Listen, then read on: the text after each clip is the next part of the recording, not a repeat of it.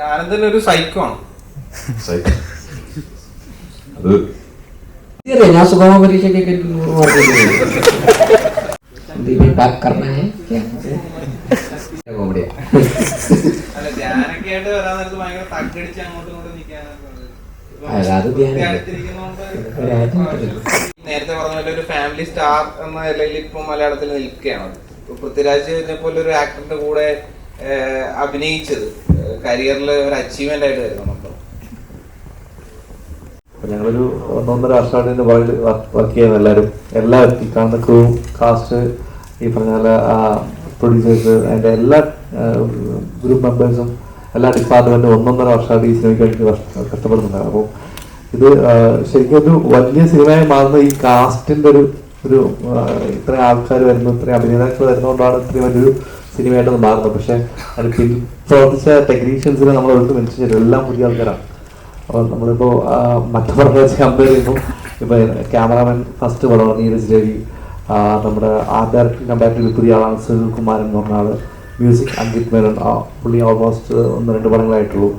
അപ്പം ഈവൻ എല്ലാവരും almost technicians എല്ലാം പുതിയ ആൾക്കാരാണ് നമ്മൾ വർക്ക് ചെയ്യുന്നത്. അപ്പം അതിൻ്റെ ഒരു മെയിൻ അഡ്വാൻറ്റേജ് എനിക്ക് അവരെല്ലാം ഈ 1.5 വർഷത്തേക്ക് കിട്ടിയെന്നുള്ളതാണ്. അപ്പം ഈ സിനിമ അവരുടെ കൂടെ സിനിമയാണ്. അപ്പം അവർക്ക് ഞാനൊരു താങ്ക്സ് പറയാൻ ഈ സ്പേസ് ഞാൻ യൂസ് ചെയ്യണം.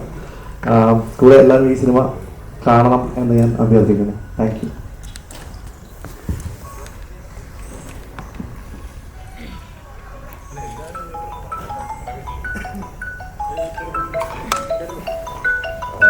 നമസ്കാരം. ആദ്യം തന്നെ എത്താൻ വൈകിയതിൽ ഒരുപാട് സോറി. ഞങ്ങൾ എല്ലാവരും ഇന്ന് രാവിലെയാണ് എത്തിയത് ദോഹയിൽ നിന്ന്. അപ്പോൾ പലരും എയർപോർട്ടിൽ നിന്ന് അവരുടെ വീടുകളിൽ പോയി റെഡിയായൊക്കെ വരാനുള്ള താമസമായിരുന്നു. അതിന് കാത്തിരുന്നതിന് thank you so much. Guruvayur അമ്പലനടയിൽ എന്ന് പറയുന്നത് E4 എന്റർടൈൻമെന്റും ഞാനും അസോസിയേറ്റ് ചെയ്യുന്ന 3ാമത്തെ സിനിമയാണ്. ഞങ്ങൾ ആദ്യം എസ്ര എന്ന സിനിമ ചെയ്തിരുന്നു. അതിനുശേഷം ഒരു ഡയറക്ട് സ്ട്രീമിംഗ് സർവീസ് കൊടുത്ത ബ്രഹ്മം എന്ന സിനിമയും, ഇന്നിപ്പോ ആദ്യമായിട്ടാണ് ഞങ്ങൾ കോ പ്രൊഡ്യൂസേഴ്സ് ആയിട്ട് E4 എന്റർടൈൻമെന്റും പൃഥ്വിരാജ് പ്രൊഡക്ഷൻസും ചേർന്ന് ഒരു സിനിമ നിർമ്മിക്കുന്നത്. എന്നെ സംബന്ധിച്ചിടത്തോളം ഒരു ഹോം കമ്പനി പോലെ എനിക്ക് പൃഥ്വിരാജ് പ്രൊഡക്ഷൻസിന് വേണ്ടി ഒരു സിനിമ ചെയ്യുന്ന പോലെ തന്നെയാണ് E4 വേണ്ടി അത്രയും ഒരു ക്ലോസ് അസോസിയേഷനാണ് മുകേഷ് സാറും ഞാനും, സഞ്ജയ്, സാരഥി, വിവേക്, ഇവരെല്ലാവരുമായിട്ട്. ഈ കഥ ഞാൻ കേൾക്കുന്നത് കുറച്ച് വർഷങ്ങൾക്ക് മുമ്പാണ്. ഞാൻ പല വേദികളിലും പറഞ്ഞിട്ടുപോലെ അന്ന് ബേസിൽ ജോസഫ് എന്ന താരോദയം സംഭവിച്ചിട്ടില്ല. അതുകൊണ്ട് തന്നെ അന്ന് ഈ കാസ്റ്റ് അല്ലായിരുന്നു ആക്ച്വലി. മറ്റൊരു രീതിയിലുള്ള ഒരു കാസ്റ്റിങ്ങും ഒരു കൺസെപ്ഷനും വെച്ചിട്ടാണ് ദീപു ഈ സ്ക്രിപ്റ്റ് എന്നോട് പറയുന്നത്.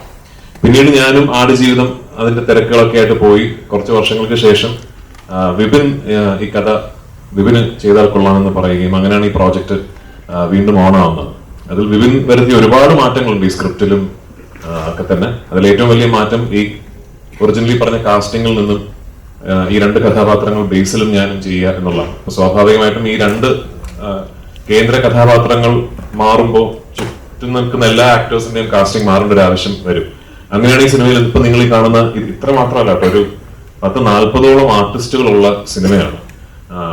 അപ്പൊ ഈ ഒരുപാട് ഒരു ഫ്രഷ് ആയിട്ടുള്ളൊരു പെയറിങ്, നായകൻ നായിക എന്ന് മാത്രമല്ല, ക്യാരക്ടർ ആക്ടേഴ്സ് ആണെങ്കിലും സീനിയർ ആക്ടേഴ്സ് ആണെങ്കിലും എല്ലാം ഒരു ഫ്രഷ്നെസ് ഉണ്ട് ഈ സിനിമയുടെ കാസ്റ്റിംഗ്. ഒരുപാട് നാളുകൾക്ക് ശേഷമാണ് ഞാൻ പേഴ്സണലി ഇത്രയും നടന്മാർ ഒരുമിച്ചൊരു സെറ്റിൽ ഉണ്ടാകുന്ന ഒരു സിനിമയിൽ അഭിനയിക്കുന്നതും അത്തരം ഒരു സെറ്റിൽ ഞാൻ ഉണ്ടാകുന്നതും ഒരുപാട് നാളുകൾക്ക് ശേഷമാണ്. ഈ സിനിമയിലെ ഏറ്റവും വലിയ സന്തോഷവും അത് തന്നെയായിരുന്നു. ഒരു വലിയ കാസ്റ്റിന്റെ കൂടെ ഭയങ്കര ഫൺ ആയിട്ടുള്ളൊരു സിനിമ ചെയ്യാൻ സാധിച്ചു എന്നുള്ളത്.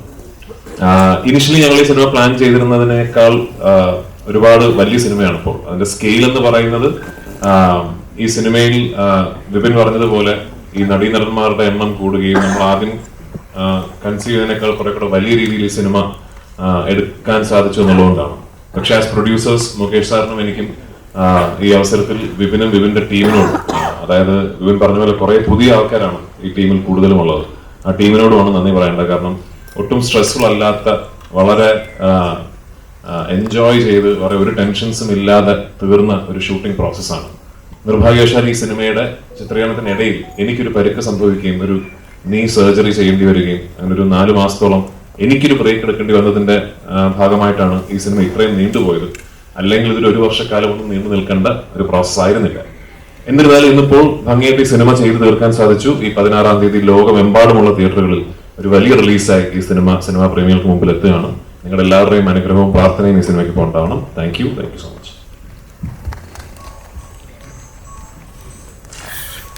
ചേട്ടാ, എത്രത്തോളം എക്സൈറ്റഡ് ആണ്? കുറെ കാലത്തിന് ശേഷമാണല്ലോ ഹ്യൂമർ ട്രാക്കിലേക്ക് തിരിച്ചു വന്നത്. ഹ്യൂമർ എന്നുള്ളതിനേക്കാൾ ഒരു നല്ല തിരക്കഥ, ഒരു നല്ല രീതിയിൽ ചിത്രീകരിക്കപ്പെട്ട ഒരു സിനിമയുടെ ഭാഗമാകുക എന്ന് പറയുന്നത് തന്നെയാണ് എക്സൈറ്റ്മെന്റ്. അതിപ്പോ ഹ്യൂമർ എന്നുള്ളതിനേക്കാൾ ഏത് സിനിമയും നമ്മൾ മനസ്സിൽ കണ്ട പോലെയോ അല്ലെങ്കിൽ അതിനേക്കാൾ ഭംഗിയായിട്ടോ ആ സിനിമ അതിന്റെ ഒരു ഫൈനൽ പ്രോഡക്റ്റിലേക്ക് എത്തുന്നു എന്ന് പറയുമ്പോൾ ഒരു നടനായിട്ടും നിർമ്മാതാവായിട്ടും വലിയ സന്തോഷം തരുന്ന, എക്സൈറ്റ്മെന്റ് തരുന്ന കാര്യം തന്നെയാണ്. പിന്നെ ഓഫ് കോഴ്സ് എല്ലാ സിനിമകൾക്കും ഒരു യാത്രയുണ്ടല്ലോ. അപ്പൊ ഈ സിനിമയുടെ യാത്ര ആലോചിക്കുമ്പോൾ എനിക്ക് തോന്നുന്നു എല്ലാം നല്ലതിനായിരിക്കാം. കാരണം ദീപു ഈ തിരക്കഥ എന്നോട് വന്ന് പറഞ്ഞപ്പോൾ എനിക്കറിയില്ല, വിപിനെന്ന് ആദ്യത്തെ മുട്ടുകോ ചെയ്തിരുന്നു ആ സമയത്ത്. ഒരു സിനിമയൊക്കെ ചെയ്ത് നിൽക്കുന്ന ഒരു സംവിധായകനാണ്. പിന്നെ ജയ ജയ ജയ ഹേ റിലീസ് ആവുന്നു. വിപിന്റെ ഫിലിം മേക്കിങ്ങിന് ഒരു ഭയങ്കര ഒരു ഫാൻ ഫോളോയിങ് ഉണ്ടാകുന്നു. അങ്ങനെ ദീപു പറഞ്ഞ് എനിക്ക് ഇഷ്ടപ്പെട്ട ഒരു തിരക്കഥ വിപിന്റെ അടുത്ത് എത്തുന്നു. ആ കാലയളവ് കൊണ്ട് ബേസിൽ ഒരു വളരെ പോപ്പുലർ സ്റ്റാർ ആകുന്നു, ഫാമിലി സ്റ്റാർ ആകുന്നു. അങ്ങനെ എല്ലാം കൊണ്ടും എനിക്ക് തോന്നി ഓരോ സിനിമകൾക്കും ഒരു നിമിത്തം ഉണ്ടാവും. അപ്പൊ ആ യാത്രയുടെ പര്യവസാനം ഇന്ന് ഈ ഫോമിൽ ഈ സിനിമ എത്തി നിൽക്കുമ്പോൾ ഒരുപാട് സന്തോഷം, എക്സൈറ്റ്മെന്റ്. പിന്നെ ഈ ഞാൻ നേരത്തെ പറഞ്ഞല്ലോ, കുറെ നാളുകളായി അറ്റ്ലീസ്റ്റ് ഞാൻ ഇങ്ങനൊരു സിനിമയിൽ അഭിനയിച്ചിട്ടും സത്യത്തിൽ ഇങ്ങനൊരു സിനിമ കണ്ടിട്ടും ഈ കുറെ നടീനടന്മാരൊക്കെ ഉള്ള രണ്ട് കുടുംബങ്ങൾ, അവർക്കിടയിൽ നടക്കുന്ന കുറച്ച് തെറ്റിദ്ധാരണകൾ, എല്ലാ പ്രായപരിമിതിയിലുമുള്ള കഥാപാത്രങ്ങൾ, എല്ലാവർക്കും റിലേറ്റ് ചെയ്യാൻ പറ്റുന്ന ഇൻസിഡൻസ്, അങ്ങനെ കുറെ കൺഫ്യൂഷൻസ്, കാര്യങ്ങൾ അങ്ങനെ ചെന്ന് അവസാനിക്കുന്ന ഒരു വലിയ ക്ലൈമാക്സ്, എല്ലാ സിനിമയിലെ എല്ലാ ക്യാരക്ടേഴ്സും എല്ലാ നടീനടന്മാരും ഒരുമിച്ച് പങ്കെടുക്കുന്ന ഒരു വലിയ ക്ലൈമാക്സ് സീക്വൻസ്.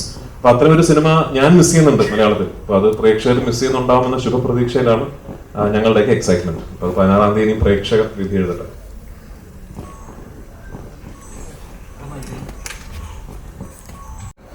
അത്തരത്തിലൊരു ചിത്രമാണോ ഈ ഗുരുവായൂർ അമ്പലനാട്? അല്ല, ഇത് ആ സിനിമകളുടെ ഒരു കോർ എലിമെന്റ് അല്ല ഈ സിനിമയുടെ ഇത്.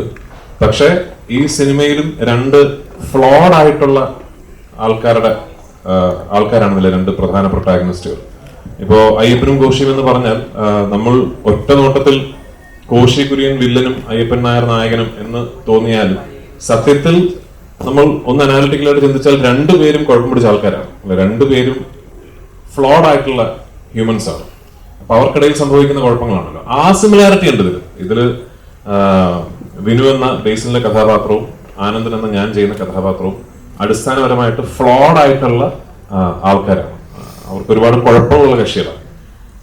അപ്പൊ അവർക്കിടയിൽ ഉണ്ടാകുന്ന പ്രശ്നങ്ങൾക്കും ആ കുഴപ്പങ്ങളുടെ ഒരു സ്വഭാവമുണ്ട് എന്നുള്ളതിനപ്പുറത്തേക്ക് ആ പറഞ്ഞ സിനിമകളുമായിട്ട് അങ്ങനെ കമ്പയർ ചെയ്യാൻ പറ്റുന്ന ഒരു സ്വഭാവമില്ല ഈ സിനിമ. ആനന്ദൻ ഒരു സൈക്കോ ആണ്.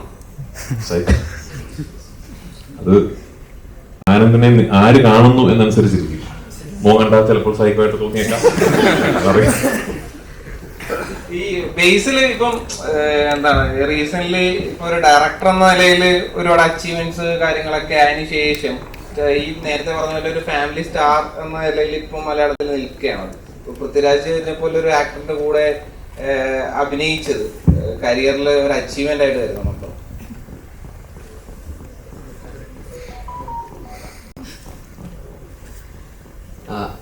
ആദ്യമായിട്ട് എല്ലാവർക്കും നമസ്കാരം.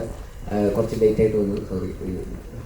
ഉറങ്ങിപ്പോയി രാവിലെ വന്നതാണ്. അപ്പോൾ എന്നെ സംബന്ധിച്ചിടത്തോളം ഈ പറയുന്ന ഞാനൊന്നും അങ്ങനെ പ്ലാൻ ചെയ്തിട്ടൊന്നും ഉണ്ടായിരുന്നില്ല. ആക്ച്വലി ദീപു കുഞ്ഞിരാമൻ എന്ന് പറയുന്ന സിനിമ എഴുതിയത് ദീപുവാണ്, ഇതിൻ്റെ റൈറ്റർ ദീപുവാണ്. അപ്പോൾ കുഞ്ഞിരാമായണമൊക്കെ കഴിഞ്ഞ് ഗോതയുടെ പ്രീ പ്രൊഡക്ഷനൊക്കെ നടക്കുന്ന സമയം തൊട്ട് ദീപു ഗുരുവായൂരമ്പല നടയിലിൻ്റെ സിനിമയെക്കുറിച്ചും അന്ന് പല ആർട്ടിസ്റ്റ് കോമ്പിനേഷൻ അതിനെക്കുറിച്ചൊക്കെ സംസാരിക്കാറുണ്ടായിരുന്നു. അപ്പോൾ ഈ രണ്ട് ആർട്ടിസ്റ്റുകൾ അന്നും ഇതിൻ്റെ അതൊരു മെയിൻ പ്രൊട്ടഗണിസ്റ്റുകളായിട്ടുള്ള രണ്ട് ആർട്ടിസ്റ്റുകളാണ്. അപ്പോൾ രണ്ടളിയന്മാർ. അപ്പോൾ ഇതന്ന് ഇങ്ങനെ ഈ ആർട്ടിസ്റ്റ് മറ്റേത് ആൾ എന്നൊക്കെ പറഞ്ഞ് അങ്ങനെ പല സംസാരങ്ങളും ഞാൻ സജഷൻസൊക്കെ പറയുമായിരുന്നു, അങ്ങനെ ഇങ്ങനെയൊക്കെ. അത് കഴിഞ്ഞ് ഒരു 6-7 വർഷം കഴിഞ്ഞപ്പോൾ, ഒരു 6 വർഷം കഴിഞ്ഞപ്പോൾ ആ ആർട്ടിസ്റ്റിൻ്റെ സ്ഥാനത്ത് ഞാൻ വരും ഞാൻ ഒരിക്കലും പ്രതീക്ഷിച്ചില്ല. ഈ പറയുന്ന കുഞ്ഞിരാമായണ എഴുതിയ ദീപുവിനും ഞാൻ റൈറ്ററായിട്ടുണ്ടായിരുന്നു. ഞാൻ സംവിധാനം ചെയ്ത പടത്തിൽ റൈറ്ററായിരുന്ന ഒരാളുടെ എഴുതിയ സിനിമയിൽ ഞാൻ അഭിനേതാവായിട്ട് വരുന്നത് ഒരിക്കലും പ്രതീക്ഷിച്ചൊരു കാര്യമല്ല. അപ്പോൾ അതൊരു ഭയങ്കര എക്സൈറ്റ്മെൻ്റ് ആയിരുന്നു. പിന്നെ ബിബിൻ ചേട്ടൻ ജയ കഴിഞ്ഞിട്ട് ഞാൻ ഫാലിമയുടെ ഷൂട്ട് നടക്കുമ്പോഴാണ് ഇതിൻ്റെ സബ്ജക്റ്റ് ഇങ്ങനെ ഒരു സബ്ജക്റ്റ് ഉണ്ടെന്ന് പറഞ്ഞ് വിളിക്കുന്നത്. അപ്പോൾ കൂടുതൽ എക്സൈറ്റ്മെൻ്റ് ആയി. കാരണം ബിബിൻചേട്ടനായിട്ട് വീണ്ടും ഒരു സിനിമ ചെയ്യാന്നുള്ള. അപ്പോൾ പിന്നെ ദീപുവിൻ്റെയും കൂടെ സ്ക്രിപ്റ്റാണ്. പിന്നെ E4 എൻ്റർടൈൻമെൻറ്റായിട്ട് വീണ്ടും കൊളാബറേറ്റ് ചെയ്യുന്നു. ഗോതയൊക്കെ പ്രൊഡ്യൂസ് ചെയ്യുന്നത് E4 എൻ്റർടൈൻമെൻറ്റാണ്. അപ്പോൾ അവരുമായിട്ട് വീണ്ടും ഒരു സിനിമ ചെയ്യുന്നു. അത് കഴിഞ്ഞിട്ട് 2-3 ആഴ്ച കഴിഞ്ഞിട്ട് ബിബിൻ ചേട്ടൻ വിളിച്ചിട്ട് പറഞ്ഞു രാജുവേട്ടനാണ് മറ്റേ ക്യാരക്ടർ ചെയ്യുന്നതെന്ന് പറഞ്ഞു. അപ്പോൾ ഞാൻ ഭയങ്കര എക്സൈറ്റഡ് ആയി. കാരണം എനിക്ക് പേഴ്സണലി ഞാൻ ഭയങ്കരമായിട്ട് അഡ്മയർ ചെയ്യുന്ന ഒരാളാണ് രാജുവേട്ടൻ. അദ്ദേഹത്തിൻ്റെ ഓൺ സ്ക്രീനും ഓഫ് സ്ക്രീനും ഒക്കെ ആയിട്ടും പല രീതിയിലുള്ള as an actor, as A director, as A producer, as A distributor ഇത് എങ്ങനെ സാധിക്കുന്നു എന്നുള്ളതാണ് ഞാൻ ഇങ്ങനെ എപ്പോഴും അത് ഞാൻ എൻ്റെ സെറ്റിലൊക്കെ വരുമ്പോൾ ഞാൻ ഇങ്ങനെ ചോദിച്ച് മനസ്സിലാക്കാൻ ശ്രമിക്കാറുണ്ട്. എനിക്ക് പേഴ്സണലി ഈ പറയുന്ന സംവിധായകൻ, നടൻ എന്ന് പറയുന്ന 2 റെസ്പോൺസിബിലിറ്റി മാനേജ് ചെയ്യാൻ പേഴ്സണലി ഭയങ്കര ബുദ്ധിമുട്ടാണ്. 2 ഈക്വൽ റെസ്പോൺസിബിലിറ്റീസ് ആയതുകൊണ്ട്. ഇതൊന്നും പോരാതെ കൺസിസ്റ്റൻ്റ് ആയിട്ട് കണ്ടിന്യൂസ്ലി ഇങ്ങനെ സക്സസ് ഡെലിവർ ചെയ്യുന്ന ഒരാളെന്നുള്ള രീതിയിൽ എനിക്ക് ഭയങ്കര റെസ്പെക്റ്റ് ഉണ്ട്. അപ്പോൾ അദ്ദേഹത്തിൻ്റെ കൂടെ ഒരു സിനിമയിൽ ഇങ്ങനെ ഒരു പ്രൊട്ടഗണിസ്റ്റായിട്ട് ഉള്ളൊരു റോള്, അങ്ങനെ ഈക്വലി ഇമ്പോർട്ടൻ്റ് ആയിട്ടുള്ള റോള് ചെയ്യാൻ പറ്റുക എന്ന് പറയുന്നത് ഭയങ്കര എന്താ പറയുക ഭയങ്കര അഭിമാനം തോന്നിയൊരു കാര്യം തന്നെയായിരുന്നു. അപ്പോൾ അതിൽ ഒരുപാട് സന്തോഷം. ഇങ്ങനൊരു വേദിയിൽ അവസാനം ഇപ്പോൾ എല്ലാവരും കൂടി ഇങ്ങനെ ഇരിക്കുന്നു, ഒരുമിച്ചിരിക്കുന്നു. 16-ാം തീയതി റിലീസാവുന്നു. എല്ലാവരും കണ്ടിട്ട് അഭിപ്രായം അറിയിക്കുക. Thank you.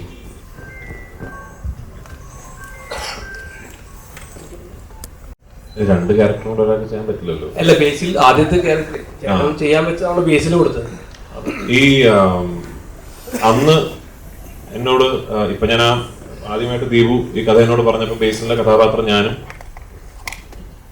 ഞാൻ ചെയ്ത കഥാപാത്രം മറ്റൊരു നടനുമാണ്. അപ്പൊ ആരാണെന്ന് പറയുന്നില്ല. അപ്പൊ അന്ന് ഈ സിനിമ നമുക്ക് കുറച്ച് കഴിഞ്ഞിട്ട് ചെയ്യാം, ഇപ്പൊ ഉടനെ ചെയ്യേണ്ട, കുറച്ച് കഴിഞ്ഞിട്ട് ചെയ്യാമെന്ന് ഞാൻ പറഞ്ഞതിന്റെ പ്രധാന കാര്യം തന്നെ ആ കാസ്റ്റ് ഒന്ന് ഫ്രഷ് ആകണം, അല്ലെങ്കിൽ ഒരു റെപ്പറ്റീഷൻ ഫീൽ ചെയ്യും, കുറച്ച് ഫ്രഷ് ആയിട്ട് വേണം അത് ചെയ്യാൻ എന്നുള്ള ഇതിലാണ് ഞാൻ കുറച്ച് കഴിഞ്ഞിട്ട് ചെയ്യാന്ന് പറഞ്ഞത്. ഞാൻ വിപിന്റെ വേർഷൻ പറഞ്ഞപ്പോൾ എനിക്ക് ഏറ്റവും കൂടുതൽ ഒരു ഫസ്റ്റ് ഡ്രാഫ്റ്റിൽ നിന്നും എനിക്ക് ഏറ്റവും അട്രാക്റ്റീവ് ആയിട്ട് തോന്നിയത് ഈ കാസ്റ്റ് ചേഞ്ച് തന്നെയാണ്.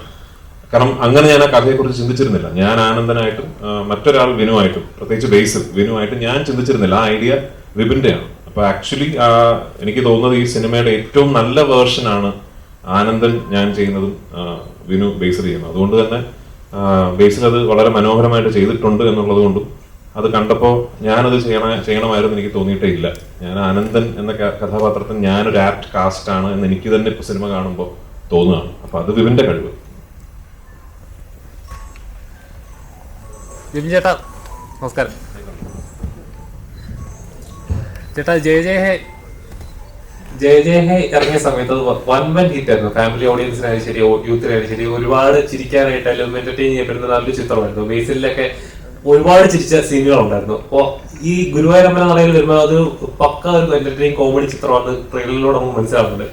എങ്ങനെയാണ് ഈ ഇവര് ചെയ്ത ഇത് കറക്റ്റ് ആയിരിക്കും എന്ന് കറക്റ്റ് ഒരു ഡയറക്ടറുടെ പോയിന്റ് ഓഫ് വ്യൂ ഉണ്ടാവുമല്ലോ? അത് സ്ക്രിപ്റ്റ് ഡിമാൻഡ് എന്ന് പറയുന്നത് ആ സ്ക്രിപ്റ്റില് ജയ വേറെ തന്നെ റൂട്ടിലുള്ള സർക്കാസ്റ്റിക് മൂവിയാണ്. അതൊരു കോമഡി മൂവിയായിട്ട് ട്രീറ്റ് ചെയ്ത് നമ്മൾ ഫൈനൽ ഔട്ട് കാണുമ്പോഴാണ് അത് കോമഡി ആയിട്ട് തോന്നുന്നത്. അത് ഷൂട്ട് ചെയ്യുമ്പോൾ സമയത്തൊക്കെ നമ്മൾ ചിലപ്പോൾ ചിരിക്കാം, ചിലപ്പോൾ ചിരിക്കാതിരിക്കാം എന്നുള്ള കൺഫ്യൂഷൻ ഉണ്ടായിരുന്നു. ചിലപ്പോൾ ചെയ്യുന്ന ഓർഡുവാണെന്നൊക്കെ തോന്നും. കാര്യം അതിനകത്ത് ബേസിക്കലി സ്ത്രീയുടെ എമോഷൻ ആണല്ലോ വെച്ച് നമ്മൾ പ്ലേ ചെയ്യുന്നത്. അപ്പം ചിലർക്ക് ചിരി കാരണമൊന്നുമില്ല. അപ്പം ആ ഒരു പേടിയും കൺഫ്യൂഷനും ഉണ്ട്. പിന്നെ അതിന് മ്യൂസിക് ചെയ്യാൻ ഭയങ്കര പാടാണ്, സർക്കാസ്റ്റിക്കലി ചെയ്യാൻ ഭയങ്കര പാടാണ്. അത് ആളുകൾ എങ്ങനെ എടുക്കുമെന്ന് അറിയില്ല. പക്ഷെ ഒരു കോമഡി മൂവി ആണെങ്കിൽ നമുക്ക് അതിനെ സപ്പോർട്ട് ചെയ്ത് കൊടുത്താൽ മതി എന്നുള്ളതാണ്. അപ്പോൾ അതിനനുസരിച്ച് ആർട്ടിസ്റ്റുകൾക്കൊക്കെ മാറ്റം വരാം, അവർക്ക് എന്തുവേണം ചെയ്യാമെന്നുള്ള സ്പേസ് ഒക്കെ ഉണ്ട്. അപ്പം ജയന്ന് ഗുരുവായൂരിലോട്ട് വരുമ്പോൾ രണ്ട് സ്ക്രിപ്റ്റ് ആയതിൻ്റെ ഒരു ബെനിഫിറ്റ് ആണ്. അപ്പം അതുമായിട്ട് നമുക്ക് കമ്പാരിസൺ ചെയ്യാൻ പറ്റില്ല. എന്നാലും ഇതിന് ഒരു നമ്മൾ കണ്ട് ശീലിച്ച് വന്ന കോമഡി സിനിമകളുടെ ട്രാക്കിലുള്ള ഒരു സിനിമയാണ്. അപ്പം കോമഡി ഉണ്ടോ വെച്ചാൽ കോമഡി ഉണ്ട്, പക്ഷെ അത് നിങ്ങൾ ചിരിച്ചാലേ അത് കോമഡി ആവുള്ളൂ. അപ്പോൾ അതുവരെ കോമഡി ഉണ്ടെന്ന് പറയാൻ എനിക്ക് ഭയങ്കര കോൺഫിഡൻസ് കുറവുണ്ട്. അപ്പം അതൊരു വെഡിങ് ആണ് എൻ്റെ ഹൈലൈറ്റ്. നമ്മളൊരു കല്യാണം കൂടുക എന്നുള്ളൊരു പരിപാടിയിലാണ് ഞാൻ ഫോക്കസ് ചെയ്തിരുന്നത് പടം മൊത്തത്തിൽ. അപ്പം ആ ഒരു കല്യാണം നടക്കുമോ ഇല്ലയോ എന്നൊക്കെ ഉള്ളൊരു കൺഫ്യൂഷൻ വരുന്ന സിനിമയാണ്. അതാണ് എൻ്റെ ഓൺലൈനിൽ ഒറ്റ വാക്കി പറയുകയാണെങ്കിൽ കല്യാണം നടക്കുമോ ഇല്ലയോ, അല്ലെങ്കിൽ കല്യാണം എന്തായിരിക്കും അവസ്ഥ, ഇതാണ് നമ്മുടെ ഹൈലൈറ്റ്. അപ്പോൾ അത് ബേസ് ചെയ്യുമ്പോൾ അതിനകത്ത് കോമഡി ഉണ്ട്, പാട്ടുണ്ട്, ഡാൻസ് ഉണ്ട്, ഫൈറ്റ് ഉണ്ട്, അല്ലെങ്കിൽ കുറെ കൺഫ്യൂഷൻസ് പറയുന്ന ഇമോഷൻസ് ഉണ്ട്, എല്ലാം ഉണ്ട്. അപ്പം ഇതൊരു കംപ്ലീറ്റ് കോമഡി പടമാണോ എന്ന് ചോദിച്ചാൽ എനിക്ക് അങ്ങനെ പറയാൻ പറ്റില്ല. പക്ഷെ എന്നാലും കോമഡി ഉണ്ട് പടത്തിൽ. നോർമലി ഒരു എല്ലാ ജോണേഴ്സ് എടുത്ത് നോക്കുകയാണെങ്കിൽ ഹ്യൂമർ ആയിരിക്കും കുറച്ചുകൂടെ റിസ്ക് ആയിട്ടുള്ളത്. കാരണം വെച്ചാൽ ഒരു എപ്പോഴും നമ്മൾ കമ്പാരിസൺ ഇന്ന പടത്തിൽ ഇത് വന്നിട്ടുണ്ടോ, എപ്പോഴും അങ്ങനെ ഒരു കമ്പാരിസൺ എപ്പോഴും ഉണ്ടാവാറ്. ഈ പടത്തിൽ ഇന്ന സീനില്ലേ അങ്ങനെ ഒരു കമ്പാരിസൺ എപ്പോഴും നമ്മൾ ചെയ്യാറുള്ളതാണ്. അപ്പോൾ ഇങ്ങനെ ഒരു പടം ചെയ്യുന്ന സമയത്ത് അല്ലെങ്കിൽ ഹ്യൂമർ വർക്ക്ഔട്ട് ആവുന്നത് എപ്പോഴും നമ്മൾ കെയർഫുൾ ആയിട്ടായിരിക്കുമല്ലോ ഓരോ കാര്യങ്ങൾ ചെയ്യുന്നത്.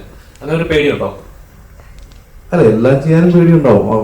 ഹ്യൂമർ മാത്രമല്ല, ത്രില്ലർ ചെയ്യാനും ആക്ഷൻ ചെയ്യാനൊക്കെ പേടിയുണ്ടാവും. എന്ത് ചെയ്താലും നമ്മളിപ്പോൾ ഏതെങ്കിലും സിനിമയുടെ സൈഡിലോട്ട് ചെന്നെത്തും. നമ്മൾ കണ്ട സിനിമകളോ അല്ലെങ്കിൽ നമ്മൾ അറിയാത്ത സിനിമകൾ ചെയ്ത് വന്നു കഴിഞ്ഞാൽ ഞാൻ മറ്റൊരു സിനിമയെ കുറിച്ച് അറിയുന്നതല്ല.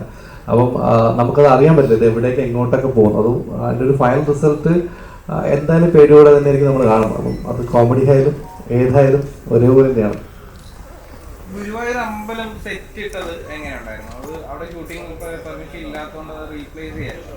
അതെ, ഒന്നും ഷൂട്ടിംഗ് പെർമിഷൻ ഇല്ല. ഇനിയിപ്പോൾ നമ്മൾ കഷ്ടപ്പെട്ടൊരു പെർമിഷൻ സംഘടിപ്പിച്ചാൽ പോലും പൃഥ്വിരാജ് സുകുമാരനെയും ബേസിൽ ജോസഫിനെയും ഇല്ലെങ്കിൽ ഈ ഇരിക്കുന്ന ആർട്ടിസ്റ്റുകളൊക്കെ ഞാൻ അവിടെ കൊണ്ട് ഒരു 10-30 ആർട്ടിസ്റ്റുകളെ കൊണ്ട് 24 ദിവസം എനിക്ക് അവിടെ ഷൂട്ട് ചെയ്യാൻ പറ്റില്ല. എന്തായാലും അത് ഡിസ്റ്റർബൻസ് ആവും അവർക്ക്. പിന്നെ എന്തായാലും നമ്മൾ ഷൂട്ട് നടക്കത്തില്ല കൃത്യമായിട്ട്. അപ്പം നമ്മൾ അതിനെക്കുറിച്ച് ചിന്തിക്കാനേ പോയിട്ടില്ല. അത് നടക്കില്ല. അപ്പോൾ അത് നമ്മൾ പെർമിഷൻ എടുത്തിട്ട് അതിൻ്റെ സെറ്റ് ഇടുക എന്നുള്ളൊരു ഒറ്റ ഓപ്ഷൻ നമുക്കുണ്ടായിരുന്നുള്ളൂ. അപ്പോൾ അത് ഞാൻ പറഞ്ഞില്ല, സുനിൽ കുമാരൻ എന്ന് പറഞ്ഞ ഒരാളാണ് ആ ഡയറക്ടർ.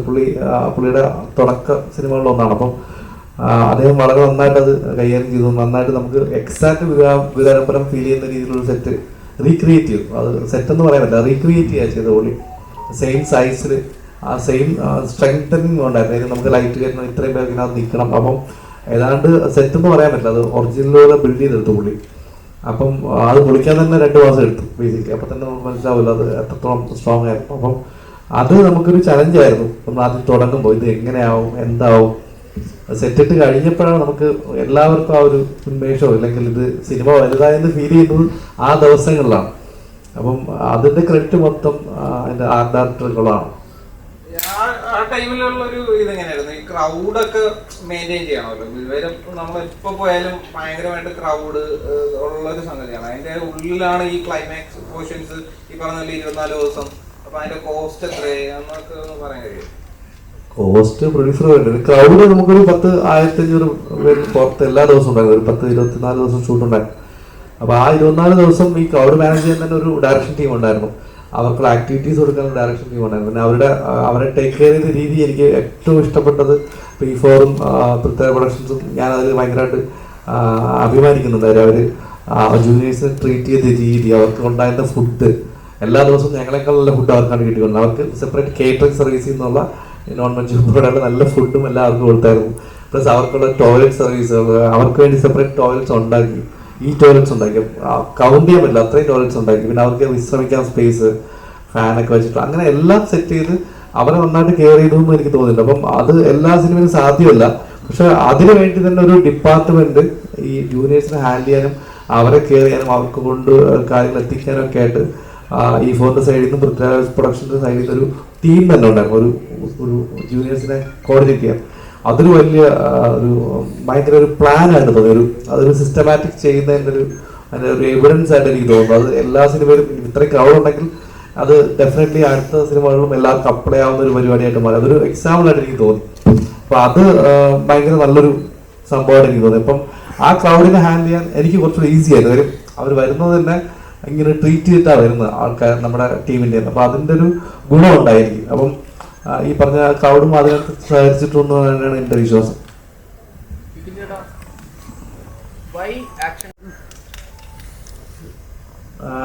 ഫെലിക്സ്, നമ്മളൊരു സാധനം പറയുമ്പോൾ നമ്മൾ ഒരു ആക്ഷൻ ഡയറക്ടർ ഇവിടുന്നുള്ള നോർമലുള്ള ആൾക്കാരെ വിളിക്കുമ്പോൾ അവർ വരുന്നു, ഷൂട്ട് ചെയ്യുന്നു, പിന്നെ നമ്മൾ അതിൻ്റെ റിസൾട്ട് കാണും. അപ്പം എന്നെ സംബന്ധിച്ച് എനിക്ക് അങ്ങനെ പറ്റില്ല. എനിക്ക് എനിക്കത് കൊറിയോഗ്രഫി ചെയ്ത് ഒരു ഡാൻസ് കൊറിയോഗ്രഫി പോലെ നമ്മൾ ഷോർട്ട് പ്ലാൻ ചെയ്യുന്ന പോലെ എനിക്ക് അതിൻ്റെ ഫൈറ്റ് എൻ്റെ മനസ്സിലുണ്ട്. അപ്പോൾ അതെനിക്ക് കൊറിയോഗ്രഫി ചെയ്ത് കാണണം. അപ്പോൾ അവർ എനിക്ക് കാണിച്ചു തരും. അവരെന്നെ ഫൈറ്റ് ചെയ്ത് കാണിച്ചു ഇതാണ് നടക്കാൻ പോകുന്ന ഫൈറ്റ്. അപ്പോൾ അതിലെനിക്ക് ചേഞ്ചസ് വരുത്താം, എന്നിട്ട് നമുക്ക് ഡിസ്കസ് ചെയ്യാം. ആ ഡിസ്കഷനിൻ്റെ പുറത്താണ് വീണ്ടും ഒരു ഷൂട്ട് ചെയ്യും. ഷൂട്ട് ചെയ്ത് ഞങ്ങളെ കാണിച്ച് ഇതിൻ്റെ ആംഗിൾസ് കട്ട്സ് എല്ലാം നമ്മൾ ഫിക്സ് ചെയ്ത് എല്ലാം ലോക്ക് ചെയ്ത് പ്രിവ്യൂ നമ്മൾ കണ്ടു. എന്നിട്ടാണ് നമ്മൾ അത് ഷൂട്ട് ചെയ്യാൻ പോകുന്നത്. അപ്പോൾ നമുക്ക് ആവശ്യമുള്ള പോർഷൻസ് മാത്രം എടുക്കാൻ പറ്റും. അപ്പം അതിന് എനിക്ക് ഭയങ്കര ഗുണം ചെയ്ത് രാജുവിൻ്റെ ഇഞ്ചുറി ഉണ്ട്. അപ്പം ആ ഇഞ്ചുറി ടൈമിലും പുള്ളി അധികം ബുദ്ധിമുട്ടിക്കാതെ ആവശ്യമുള്ള ഷോട്ട് മാത്രം മാർക്ക് ചെയ്ത് സ്ട്രെസ് കുറച്ച് നമുക്ക് ചെയ്യാൻ പറ്റും. അതിപ്പം ജയിലാണെങ്കിലും സെയിം കണ്ടീഷൻസ് ബേസിലും ദർശനയും ഫൈറ്റ് ചെയ്ത് പോകണ്ടായിരുന്നു. അപ്പം ഫെലിക്സ് വരുമ്പോൾ എനിക്ക് അതാണ് ഏറ്റവും ഗുണമായിട്ട് തോന്നിയത്. നമ്മുടെ കൂടെ പുള്ളി ഉണ്ട് ഫുൾ ടൈം. ഒന്ന്, രണ്ട്, പുള്ളി സ്ക്രിപ്റ്റിനനുസരിച്ചിട്ട് ഷോർട്ട് ഡിവിഷൻ ചെയ്ത് എനിക്കത് ഒരു ഡിസ്കസ് ചെയ്തിട്ട് ചെയ്യാൻ പറ്റും. ഇപ്പം നമ്മൾ നോർമൽ ആക്ഷൻ ഡയറക്ടേഴ്സ് ആണെങ്കിൽ അവർക്ക് ഒരുപാട് തിരക്കുണ്ടാവും, അവർ വരുന്നു ആ സമയത്ത് ഷൂട്ടിങ്ങിന് പോകുന്നത് മാത്രമേ ഉണ്ടാവും. ഇത് പുള്ളിക്ക് ടോട്ടാലിറ്റി കുറിച്ച് നല്ല ധാരണ ഉണ്ടാവും. ക്യാരക്ടേഴ്സ് എന്താണ് പെരുമാറുന്നത്, അവരുടെ സ്വഭാവം എന്താണെന്ന് വരെ പുള്ളിക്കറിയാം. അപ്പോൾ അതുകൊണ്ട് ഫെലിക്സോട് എനിക്ക് വർക്ക് ചെയ്യാൻ ഒരു ഭയങ്കര എക്സൈറ്റ്മെന്റ് ഉണ്ടാവും ഇപ്പോഴും. ആ പുള്ളിക്ക് പറഞ്ഞാലൊക്കെ മനസ്സിലാവും, എനിക്കും പുള്ളി പറഞ്ഞതൊക്കെ മനസ്സിലാവും. അല്ല, പുള്ളി ജർമ്മൻ ഭാഷയാണ് ഹാൻഡിൽ ചെയ്യുന്നത്. അപ്പോൾ കുറച്ച് അത്യാവശ്യം ഇംഗ്ലീഷ് അറിയാം. എനിക്കും ഞാൻ ശ്രമിക്കും സംസാരിക്കാനൊക്കെ. പക്ഷെ എന്നാലും ട്രാൻസ്ലേറ്ററായിട്ട് ആൾക്കാരുടെ ഇടയിൽ ഉണ്ടാവും. പിന്നെ ഞങ്ങൾ ഈ പറഞ്ഞ മലയാള സിനിമകളിലെ ആക്ഷൻ ഫൈറ്റ് എങ്ങനെയാണ്, ഇപ്പം ഈ മറ്റേ നമ്മുടെ പിടി വലിയ സാധനങ്ങളൊക്കെ ഉണ്ടല്ലോ, മറ്റേ കോമഡി ആയിട്ടുള്ള, അതൊക്കെ എങ്ങനെ ചെയ്യാമെന്നുള്ള പഴയ സിനിമയുടെ റെഫറൻസ് കാണിച്ചു കൊടുക്കും പുള്ളിക്ക്. പുള്ളി അതിന് കുറച്ചു നേരം പണി എടുക്കുന്നുണ്ട് പുള്ളി. അപ്പം സിനിമ എന്ന് പറയുമ്പോൾ ഭാഷ ഒരു വിഷയമല്ലെന്ന് നമുക്കറിയാമല്ലോ, വിഷ്വലാണല്ലോ. അപ്പോൾ അത് വിഷ്വലും സൗണ്ടിലും നമ്മളത് ട്രീറ്റ് ചെയ്യുമ്പോൾ അത് ഇനിയിപ്പം എത്ര ഭാഷ അറിയാത്ത ഒരാളെ നമുക്ക് എവിടെയും കൊണ്ടുപോയി പിച്ച് ചെയ്യാൻ പറ്റും എന്ന് ഉറപ്പാണ്. അത് ഫെലിക്സ് പ്രൂവ് ചെയ്തിട്ടുണ്ട്. പൃഥ്വിയുടെ ക്യാരക്ടർ സെറ്റ് ചെയ്തത് എങ്ങനെയായിരുന്നു? ഇപ്പം ഓർത്തി റോപ്പായിട്ടുള്ള ഒരു പരിപാടിയാണ് എന്ന് നേരത്തെ പറഞ്ഞിരുന്നു. അപ്പം അത് ഇപ്പൊ നമുക്കറിയാം, പൃഥ്വിയുടെ ഇപ്പം മുമ്പുള്ള ക്യാരക്ടേഴ്സിന്റെ അത് കോമഡി പ്രസന്റ് ചെയ്യുന്നതിനൊക്കെ ഒരു സ്റ്റൈലുണ്ട്. അപ്പൊ അതിൽ നിന്ന് ഒരു വ്യത്യസ്തമായിട്ടുള്ള ഒരു പരിപാടിയാണോ പിടിച്ചിരിക്കുന്നത്? അല്ല, അങ്ങനെ വ്യത്യസ്തമാക്കാൻ വേണ്ടി ശ്രമിച്ചിട്ടൊന്നുമില്ല. കാര്യം ഈ സിനിമ കുറച്ച് ആളുകൾക്ക് റിലേറ്റ് ചെയ്യണമെന്നുണ്ട്. പിന്നെ ഇത് ശരിക്കും നമ്മൾ ഈ താരങ്ങളെ നമ്മൾ താരങ്ങളായിട്ട് കാണുന്ന ഒരു സിനിമ തന്നെ ആയിരിക്കും. പൃഥ്വിരാജ് ആണെങ്കിലും ബേസിലാണെങ്കിലും നിഖിലാണ് അനുസരണൊക്കെ നമ്മൾ ഫീൽ ചെയ്യുന്ന ഒരു സിനിമയായിരിക്കും. അത്രയും ഭയങ്കര ക്യാരക്ടർ പിടിക്കാനുള്ള സിനിമയല്ല, ഒരു കല്യാണം കൂടാൻ പോകുന്ന ഒരു സിനിമയാണ്. അപ്പം ആ ഒരു വൈബ് പോകുന്നതുകൊണ്ട് നമുക്ക് ഒരുപാട് ക്യാരക്ടർ ചേഞ്ച് ഒന്നും വരുത്താൻ പറ്റില്ല. എന്നാലും ആ ക്യാരക്ടർ ഡിമാൻഡ് ചെയ്യുന്നത് അങ്ങനെ പ്രസന്റ് ചെയ്യണമെന്നാണ്. അപ്പം എന്നാലും സിനിമയുടെ ആ പിന്നീടുള്ള പോക്കിന് ഗുണകരമാവും. കാര്യം നമ്മൾ ഭയങ്കര റിയലിസ്റ്റിക് ആയിട്ട് പടം പിടിച്ചാൽ അവസാനം എത്തുമ്പോൾ നമ്മൾ ലോജിക്കൊക്കെ കയ്യിൽ നിന്ന് പോകുന്നുണ്ട് പലരും. ആ കയ്യിൽ നിന്ന് പോകുമ്പോൾ ഇതുവരെ കണ്ട സിനിമയിലോ നിങ്ങൾ കാണുമെന്ന് വിചാരിക്കും. അപ്പം അതുകൊണ്ട് സിനിമയിലെ ക്യാരക്ടേഴ്സിനാണെങ്കിലും സിനിമയിലോട്ട് ആ സീനുകളുണ്ട്, കുഞ്ഞു കുഞ്ഞു കാര്യങ്ങൾ വരെ നമ്മൾ കുറച്ച് എക്സാജറേറ്റ് ചെയ്തിട്ടാണ് മുന്നോട്ട് പോകുന്നത്. അത് സിനിമയുടെ അവസാനം എത്തുമ്പം ഈ പറഞ്ഞ ലോജിക്കൽ ഇഷ്യൂസ് ഉണ്ടാവാതിരിക്കാനാണ്. അപ്പം ലോജിക്കൽ ഇഷ്യൂസ് എന്തായാലും ഉണ്ടാവും. ആ ലോജിക്ക് മാറ്റി വെച്ചിട്ട് സിനിമ കാണേണ്ടി വരും. ഇപ്പം നമ്മൾ പണ്ട് ഇപ്പം പറക്കുന്നറിയോ അല്ലെങ്കിൽ സീനി മ്യൂസിയൊക്കെ കാണുന്ന പോലെ ഞാൻ ആ സിനിമ വെച്ച് കമ്പയർ ചെയ്യുന്നില്ല, ലോജിക്ക് കുറച്ച് മാറ്റി വെച്ച് കണ്ടാൽ ഇഷ്ടപ്പെടും എന്നുള്ളതാണ്. അപ്പം ആ ലോജിക്ക് ഒഴിവാക്കാൻ വേണ്ടി ഇതിനെല്ലാം ഞാൻ കുറച്ച് റിയൽ ലൈഫിൽ നിന്നും കുറച്ച് അപ്പ് ചെയ്ത് സിനിമ ചെയ്യേണ്ടിയിരിക്കുന്നു. അപ്പം ആ ക്യാരക്ടേഴ്സും അതിനനുസരിച്ച് കുറച്ച് ഓവർ ദ ടോപ്പ് ചെയ്യേണ്ടി വരും. അതിപ്പം നമ്മൾ രാജുവിനെ മാത്രമായിരിക്കും ചിലപ്പോൾ ട്രെയിലർ ടീസർ അങ്ങനെ കണ്ടത്. ഇവിടെ ഇരിക്കുന്ന എല്ലാവരും അതുപോലെ ചെയ്യുന്ന ഇച്ചിരി കിളി പോയ ഇച്ചിരി കാരിക്കേച്ചറായിട്ടുള്ള ക്യാരക്ടേഴ്സ് തന്നെയാണ്. പുതിയൊരു വൃത്തിയെ കാണാമെന്ന് പറഞ്ഞല്ലോ, എത്തരത്തിലാണ് അങ്ങനെ ഒരു തോന്നല്? ഇത് തന്നെയല്ലേ എന്റെ അടുത്ത് ഞാൻ ചോദിച്ചു. അല്ല, ഞാൻ പറഞ്ഞിട്ടുണ്ട് പുതിയൊരു പ്രത്യേക കാണാൻ. കാര്യം അന്ന് ആയുമ്പ് കാലിൽ ഇഞ്ചുറി ഉണ്ടായിരുന്നു. അല്ല, നമ്മൾ ആടുജീവിതത്തിൽ ഞാനത് ശ്രദ്ധിച്ചിട്ടാണ്. അത് നമ്മൾ എന്തായാലും ഒരു സിനിമ പുള്ളി ചെയ്തിട്ടുണ്ട്. ഇതിൽ നമുക്കൊരു നെഗറ്റീവ് ഷെയ്ഡുള്ള എന്നാൽ കോമഡി ഹാൻഡിൽ ചെയ്യുന്ന ആദ്യം അങ്ങനത്തെ ഒരു ജോണറിൽ രാജു ചെയ്തിട്ടില്ല. പിന്നെ ഈ പറഞ്ഞ ബാക്കി കാസ്റ്റ് ബേസിലോട്ടുള്ള കോംബോ സീക്വൻസസ്, നിഖിലായിട്ടുള്ള സീക്വൻസസ്, ഇപ്പൊ ഈ നമ്മുടെ അശ്വിൻ, സിജു പോലുള്ള ആൾക്കാർ, പിന്നെ സീനിയേഴ്സ് ഒക്കെ, പിന്നെ പല ടൈപ്പ് ഗ്രൂപ്പുകൾ ഇതിനകത്തുണ്ട്. ആർട്ടിസ്റ്റ് വൈസ് ഇവരുടെയൊക്കെ കോമ്പിനേഷൻസ് ഒക്കെ നല്ല റിസൾട്ട് വരും. പ്രത്യേകിച്ച് എനിക്ക് ജോമോൻ വന്നിട്ടുള്ളത്, ജോമോനും രാജുവായിട്ടുള്ള സീന് നമ്മൾ എഴുതുമ്പം ആ സീൻ എങ്ങനെ ഉണ്ടെന്ന് അറിയില്ല. അത് ലാസ്റ്റ് വിട്ട് നമ്മൾ മാറ്റുന്നു, എന്നിട്ട് ലാസ്റ്റ് വീണ്ടും ഷൂട്ട് ചെയ്യുമ്പോൾ അതെങ്ങനെ ആളുകൾ പെർഫോം ചെയ്യുന്ന അറിയില്ല. രാജു ആണെങ്കിലും ജോമോൻ ആണെങ്കിലും, പക്ഷെ അത് പെർഫോം ചെയ്യുമ്പോൾ വേറെ സാധനമാണ്. അപ്പം അത് എനിക്ക് തോന്നുന്നു അതൊക്കെ ആ സമയത്ത് എക്സ്പ്ലോർ ചെയ്ത സാധനങ്ങളാണ്. അപ്പം എനിക്ക് തോന്നിയിട്ടുള്ളത് രാജു, എൻ്റെ ഒരു പേഴ്സണൽ തിങ്കിങ് ആണ്, രാജു ഭയങ്കര പ്രിപ്പയർ ചെയ്തിട്ട് സിനിമ ചെയ്യുന്ന, ഡയറക്റ്റ് ചെയ്യുന്ന അല്ലെങ്കിൽ അഭിനയിക്കുന്ന ഒരാളാണ്. പക്ഷെ അവിടെ വന്നപ്പം അതുണ്ടായിരുന്നു ഡേ വണ്ണിൽ. പക്ഷെ രാജു മോഡലിന്റെ ഫ്രണ്ടിൽ പോലും വന്നിരിക്കുന്നില്ല, ആ സ്പോട്ട് കാണുന്നില്ല. അപ്പൊ ഞാൻ ശരിക്കും മനഃപൂർവ്വം മാറി എനിക്ക് തോന്നില്ല, ഞാൻ ഇൻവൈറ്റ് ചെയ്യും ഇവിടെ വന്നിരിക്കാം അല്ലെങ്കിൽ സ്പോട്ട് കാണണോ എന്നൊക്കെ ചോദിച്ചിട്ട് ഒരു ഗ്രാജുവലിയാണ് ഞങ്ങളോട് സിങ്ക് ആവുന്നത്. അതായത് എനിക്ക് ഡിസ്റ്റർബൻസ് ആവണ്ടെന്ന് പുള്ളി വിചാരിച്ചിട്ടുണ്ടാവും. ബേസിൽ എനിക്ക് പണ്ടേ അറിയാം. ബേസിൽ എന്തും മുഖത്ത് നോക്കി പറയും, കൊള്ളില്ലെങ്കിൽ കൊള്ളില്ലെന്ന് തന്നെ പറയും, കൊള്ളാമെങ്കിൽ കൊള്ളാന്ന് തന്നെ പറയും. ഇല്ലെങ്കിൽ അവനെ കളിയാക്കലും അവൻ എന്നെ കളിയാക്കലും ചിരിച്ചിട്ട് പോകുന്നതാണ്. അപ്പൊ അതുകൊണ്ട് പ്രശ്നമില്ല. പക്ഷെ രാജുവിന്റെ കാര്യത്തിൽ എനിക്ക് അങ്ങനെ ഒരു പരിചയം ഉണ്ടായിരുന്നില്ല. പക്ഷെ പോകെ പോകെ മനസ്സിലായി നമ്മൾ രണ്ടുപേരും ഏതാണ്ട് ഒരേ സ്വഭാവമുള്ള ആൾക്കാരാണ് ഇരിക്കുന്നവരെല്ലാവരും.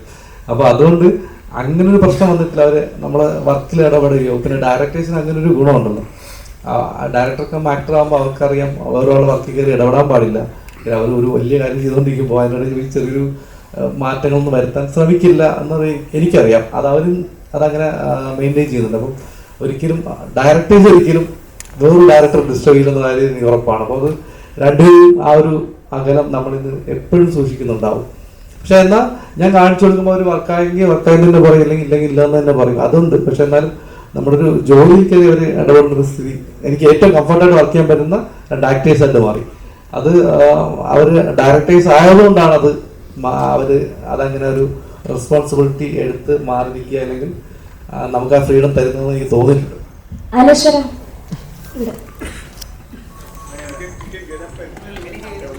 21 ദിവസം കണ്ടിന്യൂസ്ലി കല്യാണപ്പെണ്ണായിട്ട് മേക്കപ്പ് ഇട്ട് അഭിനയിച്ച സിനിമ എന്ന് പറയുന്നുണ്ട്. അപ്പൊ ആ ഒരു എക്സ്പീരിയൻസ് ഒന്ന് ഷെയർ ചെയ്യാം. കൂടെ തന്നെ ബേസിലേട്ടന്റെ വധുവായിട്ട് അഭിനയിച്ച ഒരു എക്സ്പീരിയൻസ് പറയും.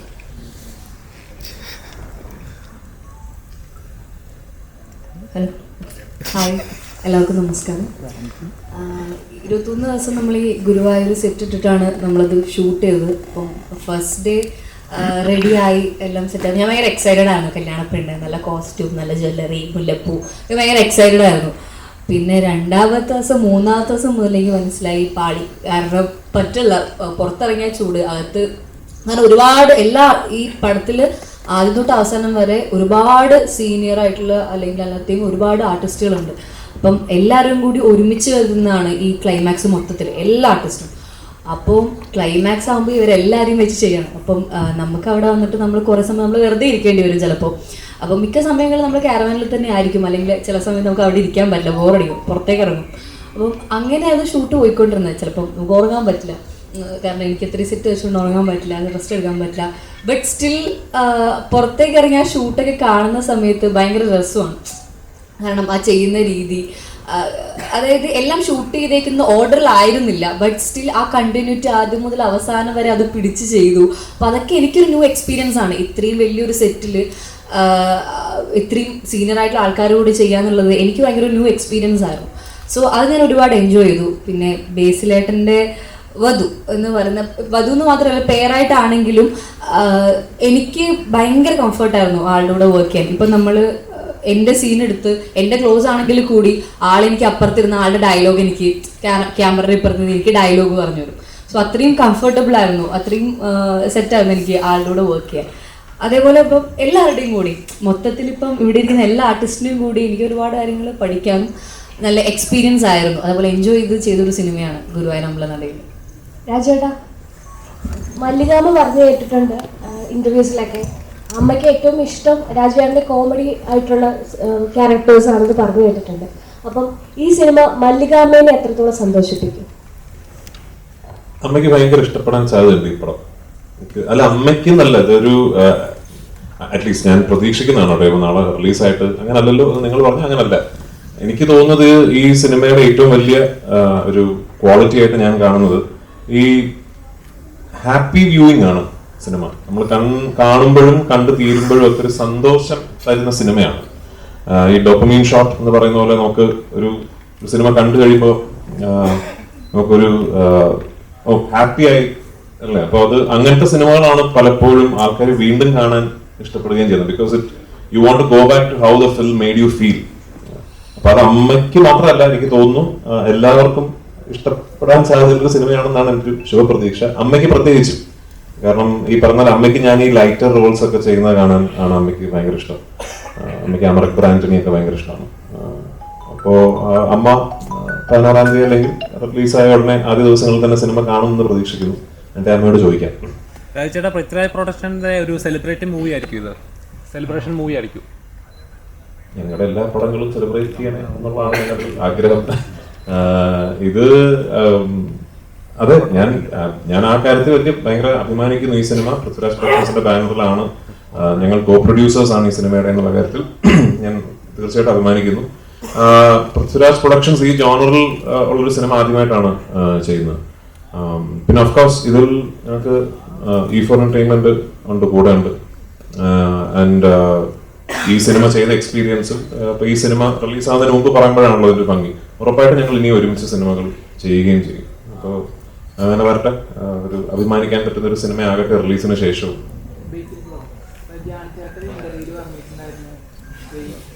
ഹിന്ദി അറിയില്ല, എങ്ങനെയാണ് ബോളിവുഡിൽ ആക്ട് ചെയ്യാൻ പോകുന്നത്, കോമഡി രീതിയിൽ പറഞ്ഞു. അപ്പൊ അതിന് കൊടുക്കാവുന്ന മറുപടി എന്താണ്?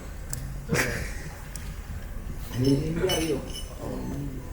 ഞാൻ ബോളിവുഡ് ചെയ്യാൻ പോകുന്ന ആര് പറഞ്ഞു? അത് വെറുതെ അവന് ഹിന്ദി അറിയാം. ഞാൻ സുഗമ പരീക്ഷയ്ക്കൊക്കെ എനിക്ക് 100 മാർക്ക് പഴയ ബിരിയാണി.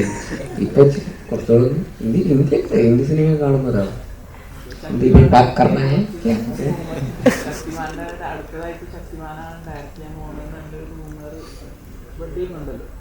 എനിക്കറിഞ്ഞൂടാ, പണ്ട് കണ്ടിട്ടുണ്ട് ശക്തിമാൻ.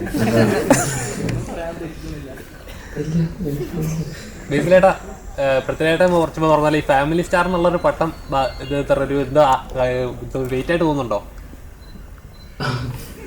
ആ ഉണ്ട്. അതെ, അങ്ങനൊന്നുമില്ല. അപ്പോ സീരിയസ് ആയി പോയല്ലോ. പൃഥ്വിരാജിന്റെ ഫിലിം അഭിനയിച്ചോണ്ടോ? ഞാനത് പാട്ടൊക്കെ പാടിയോ കണ്ടായിരുന്നു. എല്ലാവരും സീരിയസ് ആയിട്ട് ഇരിക്കുന്ന ഉറക്കം കിട്ടിയില്ല. ഇന്നലെ അതിന്റെ ഒരു പ്രശ്നമുണ്ട്. നന്നായിട്ട് ഉറങ്ങിയിട്ടൊക്കെ വന്ന ഭയങ്കര കോമഡിയാണ്. അല്ല, ധ്യാനൊക്കെ ആയിട്ട് വരാൻ നേരത്ത് ഭയങ്കര തക്കടിച്ച് അങ്ങോട്ടും ഇങ്ങോട്ടും നിൽക്കാനൊക്കെ അത് ധ്യാനം ഇല്ല, അങ്ങനെയില്ല. അമിതഭാരം തരണ്ടേ? കഴിഞ്ഞ ദിവസം ഒരു ഏതൊരു സിനിമയുടെ ഷൂട്ടിന്റെ ഇടയിൽ പ്രാവങ്കോട്ട് ഷാപ്പിന്റെ ഷൂട്ടിന്റെ ഇടയിൽ ഒരു ചേട്ടൻ വന്ന് ഫോട്ടോ എടുത്തു. അപ്പോൾ ചേട്ടൻ ചോദിച്ചു തൃശ്ശൂരാണ് ഷൂട്ടിങ്. അപ്പോൾ ചേട്ടൻ ചോദിച്ചു ഏത് പടമാണെന്ന് പറഞ്ഞു. ഞാൻ പറഞ്ഞു പ്രാവങ്കോട്ട് ഷാപ്പ്. അപ്പോൾ ചേട്ടൻ ഇന്റർവ്യൂ പൊളിക്കണട്ടാവും. അപ്പൊ പടം ഇന്റർവ്യൂവിൽ അമിത പ്രതീക്ഷയായി തുടങ്ങി. അതൊക്കെ വൈകല്ലേ. നിഖില, ഇന്റർവ്യൂസിലൊക്കെ പറഞ്ഞു കേട്ടിട്ടുണ്ട് രാജുവേട്ടൻ്റെ കൂടെയൊക്കെ കുറെ സ്ലോ മോഷൻ സീൻസും കാര്യങ്ങളൊക്കെ ഉണ്ട് എന്ന് പറഞ്ഞു കേട്ടിട്ടുണ്ടായിരുന്നു. അപ്പം രാജുവേട്ടനിൽ നിന്ന് ഒരു നടി എന്ന നിലയിൽ രാജുവേട്ടനിൽ നിന്ന് എന്തൊക്കെയാണ് പഠിക്കാൻ പറ്റുക?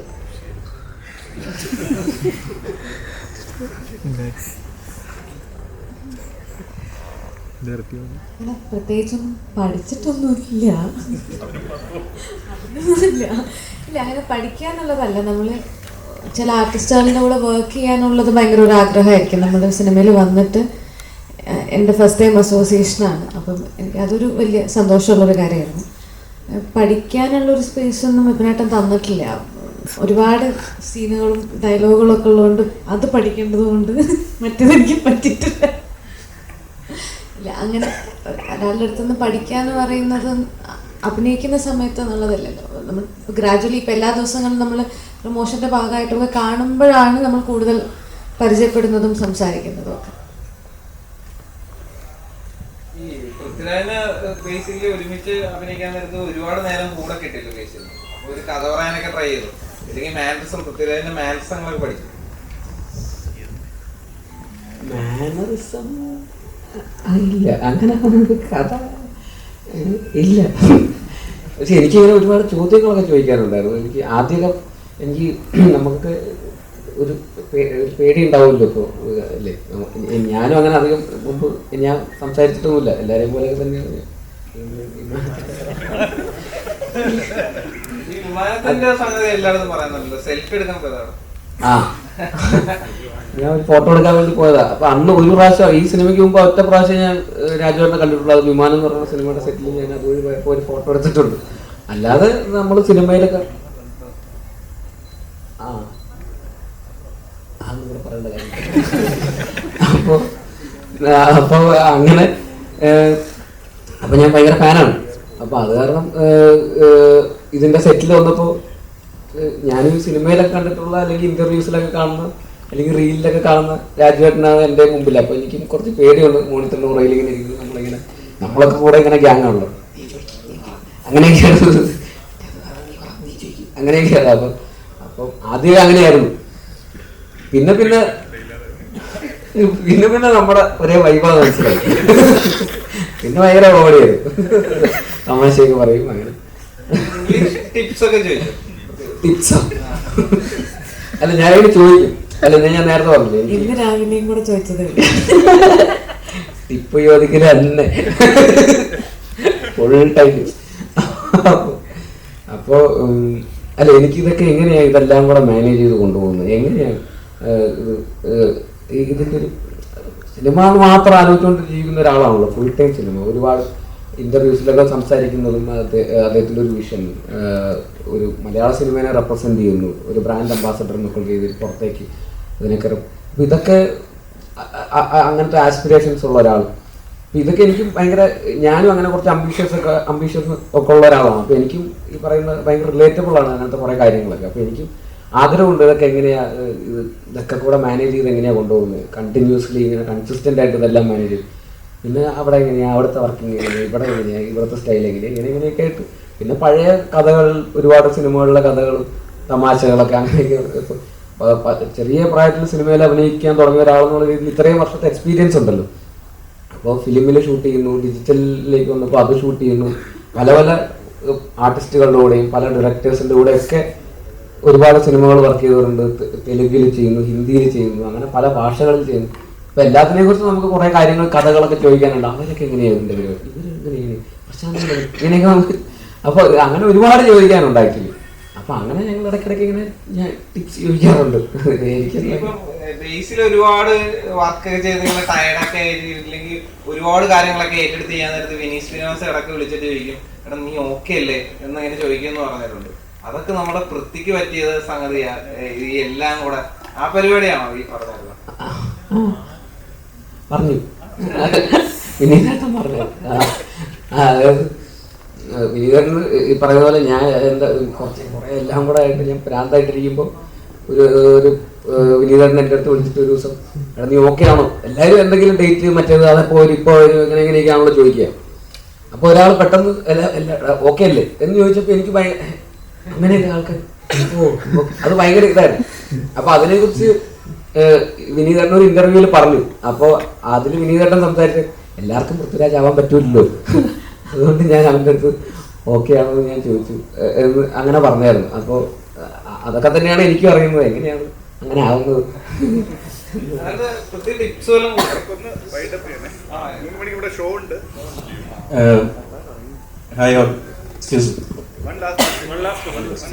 സിജു ബ്രോ, എത്രത്തോളം സ്വപ്നതുല്യമാണ് ഈ സിനിമ? ഇപ്പം രാജുവേട്ടൻ തന്നെ കഴിഞ്ഞ ഒരു ഇന്റർവ്യൂ പറഞ്ഞു, പഴയ ഒരുപാട് നാളിന് ശേഷമാണ് കാരവാന് പുറത്ത് ഇതുപോലൊരു പഴയ കാലഘട്ടത്തെ ഓർമ്മിപ്പിക്കുന്ന രീതിയിൽ ആ സിനിമ സെറ്റിലെ അനുഭവങ്ങളെന്ന് പറഞ്ഞു.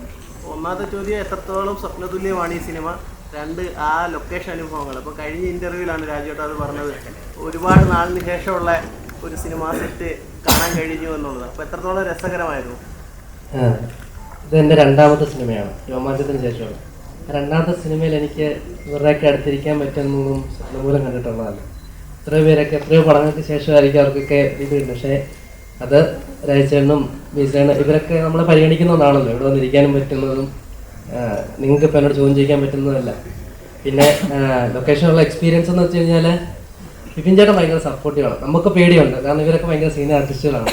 പക്ഷേ വിപിൻ ചേട്ടൻ എപ്പോഴും നമ്മളെടുത്ത് അവരെപ്പോഴും നമ്മളെപ്പോഴും കംഫർട്ടാക്കി തന്നെ നിർത്തും, അടിപൊളിയായിട്ട് തന്നെ നിർത്തും. പിന്നെ ഞാനും സാഫ്, ജോമോന്, അശ്വിന് ഞങ്ങളായിരുന്നു ഒരു ഗ്യാങ്ങായിട്ട് പോയിക്കൊണ്ടിരുന്നത്. അപ്പം പടം കാണുമ്പോഴേ നിങ്ങൾക്കത് മനസ്സിലാവും.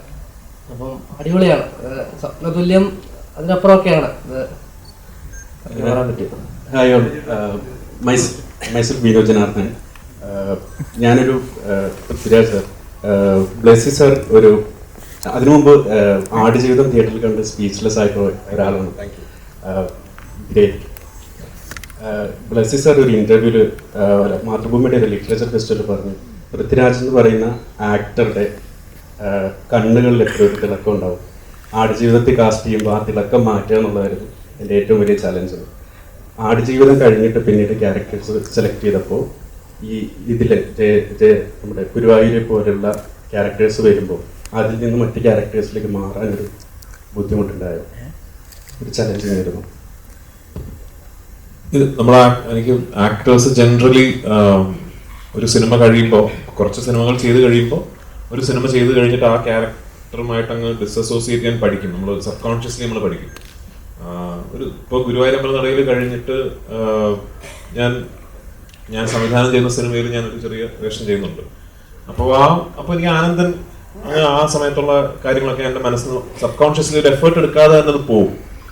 പക്ഷെ ആടുജീവിതത്തിനെ സംബന്ധിച്ചിടത്തോളം മറ്റ് സിനിമകളെ പോലെ അല്ല. കാരണം ഒരു 10-16 വർഷക്കാലം ആ സിനിമയ്ക്കൊപ്പം യാത്ര ചെയ്തത് കൊണ്ട് അങ്ങനെ ഫുള്ളി അതങ്ങ് ഡിസസോസിയേറ്റ് ചെയ്തിട്ട് ഇനി ഇല്ല എന്നുള്ളൊരു, ഇപ്പോഴും ചില സമയങ്ങളിലൊക്കെ ഞാൻ ആ കഥാപാത്രത്തെ കുറിച്ചൊക്കെ ഇനിയിപ്പോൾ ചിന്തിച്ചിട്ട് കാര്യമൊന്നുമില്ല, കാരണം സിനിമ റിലീസ്. പക്ഷെ എന്നാലും ചിലപ്പോൾ ചിന്തിക്കാറൊക്കെ ഉണ്ട്. എങ്ങനെ മറ്റൊരു ക്യാരക്ടറിലേക്ക് പോകുന്നു എന്ന് ചോദിച്ചാൽ നമ്മൾ ആ പുതിയ കഥാപാത്രത്തിലേക്കും പുതിയ തിരക്കഥയിലേക്കും അടുത്ത സംവിധായകന്റെ വിഷനിലേക്കും പൂർണ്ണമായി നമ്മൾ ആസ് എൻ ആക്ടർ സബ്മിറ്റ് ചെയ്യുക, അതിലേക്ക് സറണ്ടർ ചെയ്യുക എന്നുള്ളതാണ്. അപ്പൊ അതാണ് ഞാൻ എല്ലാ സിനിമകൾക്കും ചെയ്യാൻ ശ്രമിക്കുന്നത്. എനിക്ക് ഇപ്പോൾ ആനന്ദൻ എന്ന് പറഞ്ഞ ഈ ഗുരുവായൂരമ്പലയിൽ കണ്ടിട്ട് ആനന്ദനിൽ നജീബിലിന്റെ കുറച്ച് കാര്യങ്ങളുണ്ടല്ലോ എന്ന് പ്രേക്ഷകർക്ക് തോന്നിയാൽ അത് എന്റെ പേഴ്സണൽ ഫെയിലിയർ ആയിട്ടാണ് ഞാൻ കരുതുന്നത്. അങ്ങനെ ഉണ്ടാകാൻ പാടില്ലല്ലോ, അങ്ങനെ ഉണ്ടാകാതിരിക്കട്ടെ എന്ന് കരുതുന്നു. ഒരു ഷോ തുടങ്ങാൻ രാജുവിന്റെ മുമ്പ് പറഞ്ഞിട്ടുണ്ടായിരുന്നു അൽഫോൺസ് പുത്രന്റെ മേക്കിംഗ് വളരെ പുതുമയുള്ളതാണെന്ന് പറഞ്ഞിട്ടുണ്ടായിരുന്നു. അപ്പോ വിപിൻ ദാസിനെ പറ്റി എന്താ ആ ഒരു ഇതിന്റെ അഭിപ്രായം? വിപിന്റെ മേക്കിംഗ് വളരെ പുതുമയുള്ളതാണ്. അത് വിപിൻ ബേസിക്കലി ഒരു എഡിറ്ററാണ്, അൽഫോൺസിനെ പോലെ തന്നെ. അപ്പൊ അതുകൊണ്ട് അവർക്ക് അവർ പറയുന്ന കഥയുടെ നെറേറ്റീവിന്റെ സ്ട്രക്ചർ നമ്മൾ സ്ക്രിപ്റ്റ് വായിക്കുന്ന പോലെ ആയിരിക്കില്ല അവരുടെ സ്ട്രക്ചർ. അപ്പോൾ അത് വിപിന്റെ സിനിമകളിൽ ഒരു സീൻ ഷൂട്ട് ചെയ്യുമ്പോൾ അതിന്റെ ഇന്റർകട്ട് ആയിട്ട് മറ്റൊരു സീനിലെ ഒരു ഷോട്ട് വരിക, ആ ഷോട്ടിന്റെ ഒരു റിയാക്ഷൻ പോലെ വരുന്നത് വേറൊരു ഇവന്റിന്റെ റിയാക്ഷൻ ആയിരിക്കും, എന്നിട്ട് തിരിച്ച് ഈ സീനിലെ. അപ്പൊ അങ്ങനത്തെ ഒരു നെറേറ്റീവ് ഒരു സ്ട്രക്ചർ ഉണ്ടാക്കുന്നത് വിപിൻ ഭയങ്കര മിടുക്കനായിട്ട് എനിക്ക് തോന്നിയിട്ടുണ്ട്.